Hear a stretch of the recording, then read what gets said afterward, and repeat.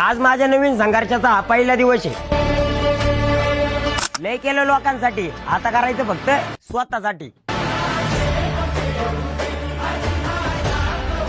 प्रत्येकासाठी निस्वार्थपणे साथ देत राहिलो. माझ्यासाठी सगळेजण स्वार्थी साथ देणारे कमी सल्ले देणारे जास्त भेटले. मला माहित होतं मी फेमस होताना काहीतरी वेगळं करून फेमस झालोय.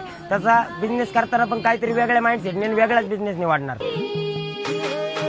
तर आपल्यावर वाईट वेळ येते त्यावेळेस लोक नाही तर आपल्याला स्वतःचे पाय घेऊन उभं राहावं लागतं. स्वप्न तर इतके मोठे आहेत, परिस्थितीला पण लाज होते. आयुष्यामध्ये खूप सारे बिझनेस करायचे पण स्वतःचा एक कोणता तरी बिझनेस असला पाहिजे. काहींसाठी जेव्हा ताटावून पळालो, स्वतःसाठी चुकीच्या वाटावून वळालो. या समाजाचं ऐकून पण लय मन भरकटत होते, पण मनातला एकच निश्चय होता, जे करायचं ते मनापासून करायचं. पहिल्यापासून डोक्यात एकच होतो, हा व्यवसाय मी 2 वर्षापूर्वी पण चालू केला असता, पण आतापासून हा व्यवसाय चालू करतोय का तर माझ्या घरचे पण हा व्यवसाय करीत होते.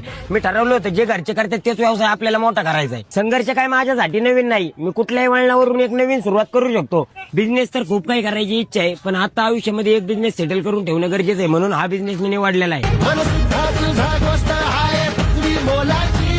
सगळ्यांच्या आशीर्वादाने करतोय नव्याने सुरुवात. झाले तर लाख, नाही तर डायरेक्ट राख. आजच्या जेवणाचं टेन्शन कशाला आहे ना गोपीजन मसाला.